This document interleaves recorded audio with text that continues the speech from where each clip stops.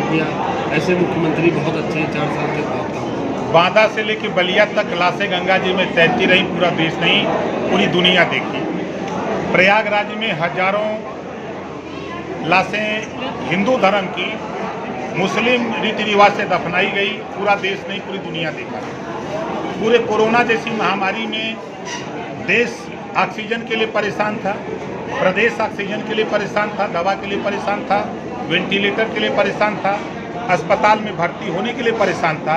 हमारे सूबे के मुख्यमंत्री और देश के प्रधानमंत्री, इनसे देश की जनता से मतलब नहीं, ये बंगाल में वोट जुगाड़ कर रहे थे, ये केरल में तमिलनाडु में वोट मांग रहे थे, तो ये दोनों एक साथ मिल करके सिर्फ वोट के जुगाड़ में ये काम करते हैं। इनके कारनामे तो यही रहे कि अभी आपने देखा जिला पंचायत अध्यक्षी का चुनाव, प्रमुखी का चुनाव, एक चीरहरण हुआ था महाभारत में, तो कौरवों का नाश हो गया। इन सरकार में 3-3 चीरहरण हुआ है। आपके बगल का जिला है, वहाँ चीरहरण हुआ, 3-3 महिलाओं के साथ जो दुर्गति हुई, और पूरे प्रदेश में जिस तरह का लोकतंत्र का चीरहरण हुआ, लोकतंत्र की हत्या हुई। अब ये प्रधानमंत्री तो मंच पे नहीं बोल सकते, वो पुल बांधते हैं। दुनिया में अगर झूठ बोलने वाला अगर कोई नेता है तो उस नेता का नाम है माननीय नरेंद्र मोदी जी।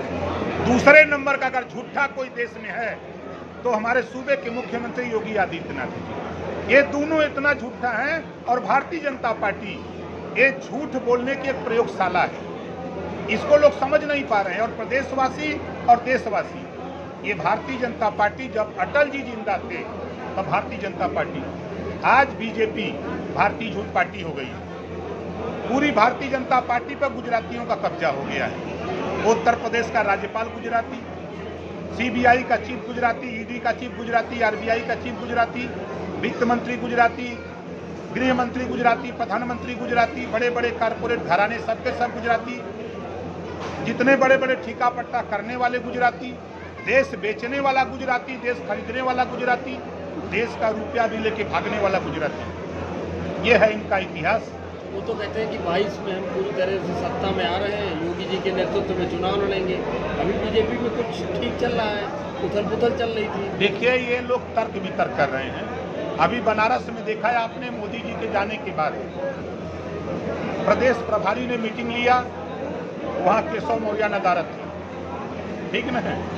अभी आपने कुछ दिन पहले आपने देखा कि जब योगी जी केशव जी के यहाँ चाय पीने किसी बहाने गए, तो टीवी के सामने तो केशव जी ने कहा कि सब ठीक है, इनके नेतृत्व में चुनाव लड़ेंगे। लेकिन ठीक उसके 2 दिन बाद बयान आता है केशव जी का कि नेतृत्व जब तय करेगा, अभी कोई तय नहीं हुआ है।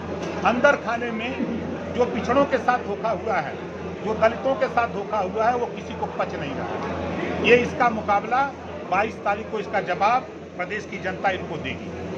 तो आप ओवैसी आपके साथ आ गए हैं, और बीजेपी कह रही है कि सभी ये जो छोटे छोटे दल हैं, ये कहीं न कहीं आपके निषाद पार्टी के तो बीजेपी के साथ चले गए थे, तो आपके साथ थे पहले?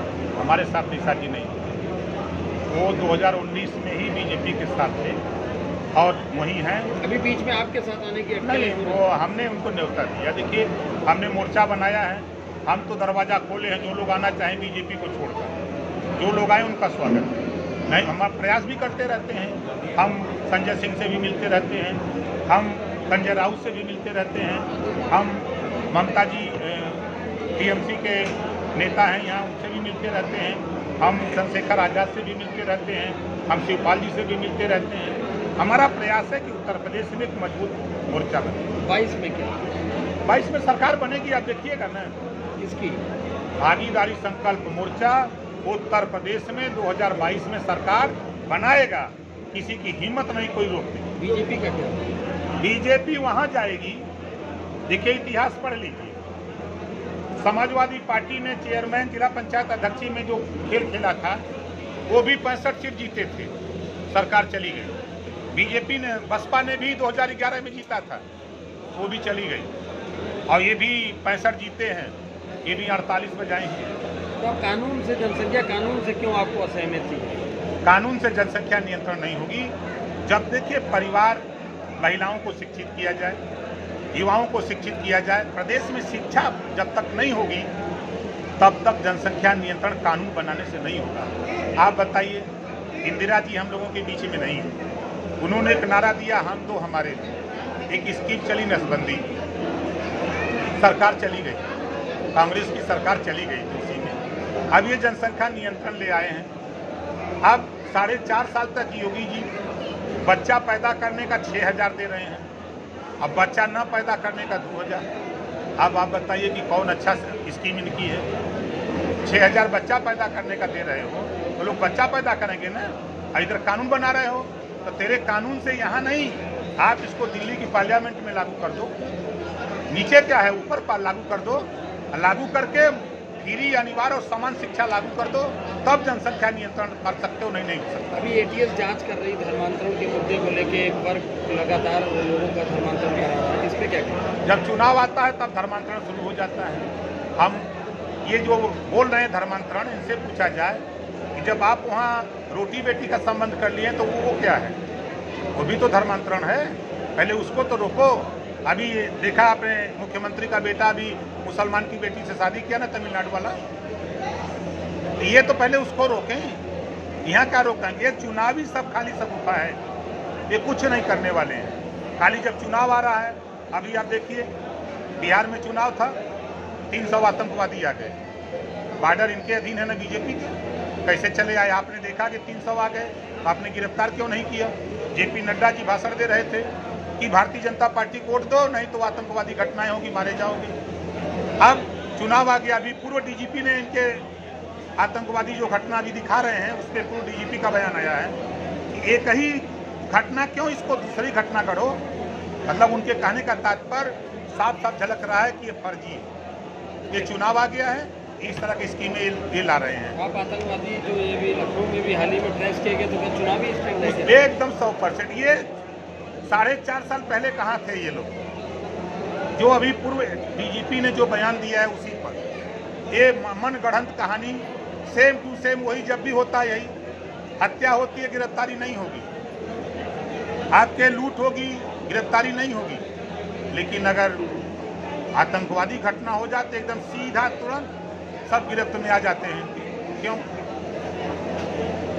ये सिर्फ चुनाव के समय सब ये ड्रामा करते हैं। चुनाव बीत जाने के बाद, अब देखिए बंगाल चुनाव बीत गया, वहाँ आतंकवादी नहीं आ रहे हैं। बंगाल चुनाव बीत गया, आतंकवादी आ रहे हैं? नहीं। अब यहाँ बंगाल चुनाव था, सीबीआई पहुँच गई, ईडी पहुँच गई थी। चुनाव खत्म हो गया, वहाँ से सीबीआई ईडी लौट गई। बिहार चुनाव हुआ, वहाँ सीबीआई ईडी पहुँच गई, चुनाव खत्म, वो लौट गए। अब यहाँ सीबीआई आ गई है यूपी में।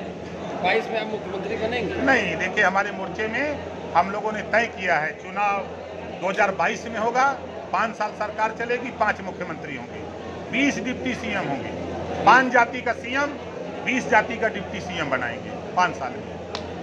विकास को लेकर? विकास तो हमारा साफ साफ है, शिक्षा होगी, स्वास्थ्य होगा, रोजगार होगा, और सामाजिक न्याय समिति की रिपोर्ट लागू करेंगे। सबको शिक्षा एक समान लागू करेंगे, और नौजवानों को, जो देश को आज़ादी कराने वाले लोगों की सोच थी, छोटा छोटा कुटीर उद्योग लगेगा, कच्चा माल सरकार देगी, तैयार माल सरकार खरीदेगी।